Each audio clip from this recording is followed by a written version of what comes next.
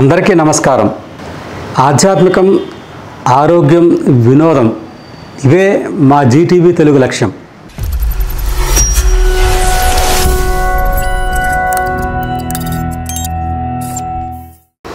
శ్రీ చెరుకోడ రంగసాయి గారు నమస్కారం అండి. మీరు చేసే సేవా కార్యక్రమాలు చాలా ఉన్నాయి. చాలా సేవా కార్యక్రమాలు చేస్తూ ఉంటారు. ఎండనక వాననక కూడా అలుపెరగకుండా ఈ వయసులో కూడా మీరు చేస్తూ ఉంటారు. మీరు మీ సేవా కార్యక్రమాలు తెలుసుకునే ముందుగా మీ కుటుంబ నేపథ్యం గురించి మా జీటీవీ ప్రేక్షకులకు వివరించండి సార్. జీటీవీ ఛానల్ వారికి, ప్రేక్షక మహాశయులకు నమస్కారాలు తెలియజేసుకుంటున్నాను. నా పేరు చెరుకువాడ రంగసాయి. మా తల్లిదండ్రులు ఈ చెరుకువాడ వెంకట సుబ్బారావు గారు, మహాలక్ష్మి గారు. నాకు ఒక కుమారుడు చిరంజీవి వెంకట బాలసుబ్రహ్మణ్యం. అతను మ్యారేజ్ అయింది. కుటుంబం ఆస్ట్రేలియాలో ఉంటున్నారు. సాఫ్ట్వేర్ ఇంజనీర్ వెళ్ళారు అతను. నేను విశాఖపట్నం ప్రాథమిక పాఠశాలలో చదువుకున్నాను. అక్కడి నుంచి శృంగవృక్షం జడ్పీ స్కూల్లో చదువుకున్నాను. డిఎన్ఆర్ కళాశాలలో పియూసీ చదివాను. అక్కడి నుంచి చదువు మానేయడం జరిగింది. తర్వాత మనిషి జీవితంలో అనేక రకాలు చేస్తూ ఉంటాయి. దానిలో ఆ విధంగా నేను ఒక చెడు ప్రవర్తనలోకి వెళ్ళడం జరిగింది. దాన్ని పరివర్తన చెందిన తర్వాత 85 నుంచి కూడా ఈ సామాజిక సేవలో ఉండాలి అని ఒక స్ఫూర్తినిచ్చారు. సమాజం గుర్తించింది నన్ను. అంచేత మా తండ్రి గారి ఇన్స్పిరేషన్ వల్ల, సమాజం గుర్తించడం వల్ల నేను ఈ సేవలో పడ్డాను. దానికి పూర్తి ఇన్స్పిరేషన్ మా తల్లి గారు. మా తల్లి చేసిన అన్నదానం బట్టి నాకు జరిగింది. ఈ విధంగా నేను ఈ సేవలోకి వచ్చాను తెలియజేస్తున్నాను మీకు. సార్, మీరు ఈ చదువుకునే వయసులో ఇప్పుడే అన్నారు కదా, మీరు ఈ చదువుకు అయిపోయాక కొన్ని కారణాల వల్ల వేరే విధంగా వెళ్ళానన్నారు. ఈ సామాజిక సేవ చెయ్యాలి అనేదానికి ఇన్స్పిరేషన్ ఎవరిచ్చారు సార్ మీకు? అది చెప్తున్నాను మీకు. నేను ఇందాక చెప్పాను మీకు, నేను చెడు ప్రవర్తనలోకి వెళ్ళాను. ఎవడో చేయకూడని పని చేశాను. బాగా డ్రింక్ చేశాను. 9 ఏళ్ళు నా జీవితంలో నాశనం చేసేసుకున్నాను. సమాజంలో నైతిక విలువలు పోయి ప్రతి వాళ్ళు కూడా అవతలపో అనే పరిస్థితి తెచ్చుకున్నాను సార్. అది ఒక సామాజికమైన ఒక విషయం మీద నేను పరివర్తన చెందాను. ఏమిటంటే, నేను ఎందుకు వెళ్ళానో తెలియదు. గాంధీనగర్లో కుష్ఠవ్యాధి దగ్గరికి వెళ్ళాను. ఆ కుష్ఠవ్యాధికి అసలు కూడా తాగుతున్నాడు. నేను ఏమయ్యా ఎందుకు తాగుతున్నావు, ఏంటి పరిస్థితి? నేను రోగం అండి బాబయ్య, కాళ్ళు చూడండి, పొళ్ళు చూడండి, ఏడుస్తున్నాడు. అప్పుడు నేను అన్నీ ఉన్నాయి మనకి, భగవంతుడు అన్నీ ఇచ్చాడు, అన్నీ సకలం ఇచ్చాడు మనకి. కానీ వాడు పుళ్ళు కోసం తాగుతున్నాడు, మనం ఎందుకు తాగాలి? అదో జీవితం అని చెప్పి ఆలోచించి ఒక కుష్ఠవ్యాధిగ్రస్తుడి వల్ల నేను సమాజంలో పరివర్తన చెంది బయటకు వస్తే ఈ సమాజం నన్ను తింటింది, పురుగొల్పింది. ఇవాళ సమాజం ఏడుస్తుంది, ఎవరైనా ఎదిగితే ఏడుస్తుంటారు. అప్పుడు అలా కాదు, ప్రతి ఒక్కళ్ళు కూడా రండి. రంగసాయి గారు గురుసేవలో ఒక విషయం చెప్తున్నాను మీకు. మనిషి చెడు ప్రవర్తన తెలియజేయాలి సమాజానికి. అంతేగాని మీరు అనుకోవచ్చు రంగసాయి కాదండి. ప్రతి వ్యక్తికి ఒక 2 జీవితాలు ఉంటాయి. అది చెడు నుంచి మంచి రావచ్చు, మంచి నుంచి చెడు రావచ్చు. అంచేత ఇవన్నీ చెప్పడం సమాజాన్ని మంచిది ఏంటో ఇవన్నీ చూసి చాలామంది ప్రతివాడు గొప్పవాడు కాదండి, అందరూ సామాన్యులు. కానీ మనిషి ఏమంటున్నాడంటే నేను ప్రపంచం అంటున్నాడు. ప్రపంచంలో వీడు వ్యక్తి, కానీ ప్రపంచం నేను అంటున్నాడు. అది అవివేకంలో పడిపోయి సమాజం వల్ల తగిలిపోయింది సార్. సార్, మీరు ఒక సేవా సంస్థ నడుపుతున్నారని తెలిసింది. ఆ సేవా సంస్థ పేరు, మీరు అందులో చేసిన కార్యక్రమాలు ఒక 2-3 కార్యక్రమాలు మంచివి ఏమైనా మా జీటీవీ ప్రేక్షకులకు వివరిస్తారా? తప్పకుండా సార్. నేను 1985లో ఈ పరివర్తన చెందిన తర్వాత మొట్టమొదట నేను శ్రీ విజ్ఞాన వేదిక అనే సంస్థను స్థాపించానండి. డాక్టర్ చీడే సత్యనారాయణ గారు నాకు అధ్యక్షులు. మేమిద్దరం కలిసి ఆ కార్యక్రమం ద్వారా అప్పటికి ఎయిడ్స్ అనే వ్యాధి కొద్దిగా ప్రచారంలో ఉంది తప్ప ఏమీ లేదు. కానీ మేమిద్దరం శ్రీ విజ్ఞాన వేదిక అనే సంస్థ పెట్టి ఈ ప్రచారం చేయటం, జనం తిట్టారు మమ్మల్ని. ఏంటిది ఎయిడ్స్లో జరుగుతుంది, ఎయిడ్స్ వాళ్ళు వచ్చేస్తున్న పరిస్థితి వచ్చిందండి. అంటే చైతన్యం కలిగించాలి మా ఉద్దేశం. తర్వాత అది చాలా భయంకర వ్యాధిగా వచ్చింది. అప్పుడు అనుకున్నారు, ఈ రంగసాయిని వాడు చేశారు అబ్బాయి అని చెప్పేసి. అదొకటి. నెక్స్ట్ ఏంటంటే, నేను చెప్పాను కుష్ఠవ్యాధి కాలనీ, దాన్ని ఇమీడియట్ నేను జాయిన్ అయిన కుష్ఠవ్యాధి లెపర్సీ కాలనీ. ఎందుకంటే మనకి మార్పు ఇచ్చిన ప్రాంతంలో మనం ఏమైనా చేయాలి అని చెప్పి వెళ్తే అక్కడ అస్తవ్యస్త పాకలు, లైట్లు లేవు, కరెంట్ ఉండదు, నీళ్లు లేవు, కనీసం రోడ్లు లేదు సార్. 45 సంవత్సరాలు అయింది స్వాతంత్రం వచ్చి. మహాత్మా గాంధీ గురించి మాట్లాడతారు, ఒక్కడ రోడ్డే లేదు సార్. అయితే అక్కడ జరిగింది ఏంటంటే వాడు పుళ్ళు ఆ నీళ్లలో వాడు కాళ్ళు పెట్టి తిరుగుతుంటే మరి పరమేశ్వరుడు మరి అటువంటి కాలనీలో 11 సంవత్సరాలు నడిచాను సార్ నేను. రోజు వెళ్ళానండి కుష్ఠవ్యాధి కాలనీ, రంగసాయి కుష్ఠవ్యాధి రంగసాయి అని చెప్పేసి వాళ్ళ రోజు చైతన్య కార్యక్రమాలు చేశాను. అయితే వాళ్ళు మొట్టమొదటి నమ్మలేదు సార్ నన్ను. తర్వాత నా సంగతి చూసి వాళ్ళు ఈయన ఏదో మనకు వచ్చారని చెప్పేసి నన్ను చైతన్యం చేశారు. నాతో కలిశారు. నేను వాళ్ళతో మాట్లాడాను, వాళ్ళతో తిన్నాను, వాళ్ళతో కాకపోట్లు పెట్టాను. ఆ కాకపోట్లో నేను కూడా ఇడ్లీ తిన్నాను సార్. ఎందుకంటే వాడు మనిషి అని గుర్తించాలి ఈ సమాజం. అంతేకాని నేను బ్రాహ్మణ్ణి, నేను కాదు. నో. సమాజంలో ఈతి బాధలను గుర్తించిన వాడే మనిషి. నువ్వేం చేయలేకపోవచ్చు. మోరల్ వాల్యూ నేను ఉన్నారా చెప్పడు సమాజం ఆనందం చేసుకోండి, దట్ ఈస్ మోరల్ వాల్యూ. ఇవన్నీ పోయాయి ఇప్పుడు.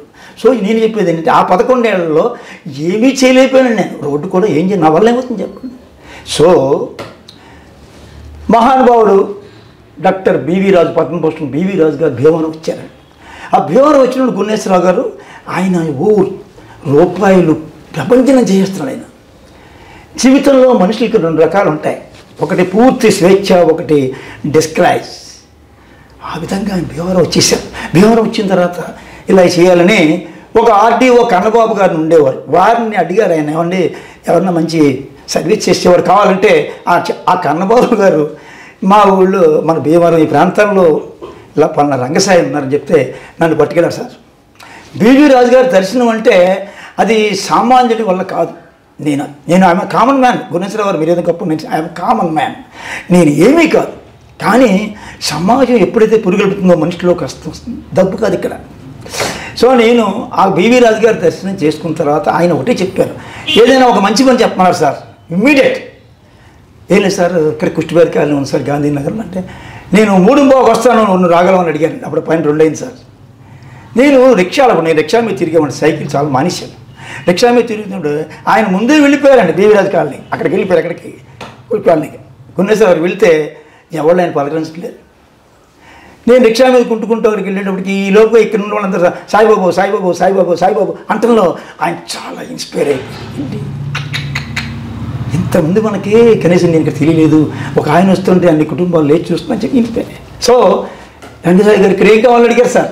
అప్పుడు కన్నబాబు గారు నేను కలిసి సరే అప్పుడు ఇలాగ అక్కడ ఈ పిల్లలు స్కూల్కి వెళ్తుంటే కుష్టి వాళ్ళ పిల్లలు, యానాది పిల్లలు అని చెప్పేసి గంటేస్తున్నారు సార్. అండ్ దెన్ ఈ పిల్లలు ఎక్కడన్నా ఊళ్ళోకి వెళ్ళి ఆటలాడుతుంటే అదలపోంటానండి. ఇంత ఈసడింపు 42 సంవత్సరాల మహాత్మా గాంధీ సాధించిన ఈ స్వాతంత్రంలో కనీసం కుష్టివాడికి స్వేచ్ఛ లేనప్పుడు ఈ జీవితాన్ని ఆలోచించాం. అప్పుడు బివి రాజు గారు ఒక కమ్యూనిటీ హాల్, పెద్ద స్కూల్, కుట్టు మిషన్లు, రోడ్లు, పైప్ లైన్లు సార్. 89 లక్షల రూపాయలు 1994లో ఖర్చు పెట్టిన మహానుభావుడు, కుష్టివ్యాధికి అన్నం పెట్టిన మహానుభావుడు డాక్టర్ బివి రాజు గారు సార్. ఇక్కడ కులం మతం లేదు సార్, కులం మతం లేదు ఇక్కడ. ఆయన కుష్టివ్యాధి క్రిస్టియన్స్ కుష్టివ్యాధి వ్యాధికి కులం ఉంది సార్. మనం చూస్తున్నాం కులం పెట్టుకుని. కానీ ఆ బివి రాజు గారు ఇక్కడ నీకు ఏం కావాలని చెప్పి సొంతంగా ఇంజనీర్లు తీసుకొచ్చి అప్పుడు బివి రాజు కళాశాల కడుతున్నారు సార్. నా అదృష్టం ఏంటంటే ఆ కళాశాలలో కూడా ప్రతి ఇటికి తెలిసిన కింద నా జన్మ తరించింది సార్. ఆయనతో 4 ఏళ్ళు సాంగత్యం చేశాను.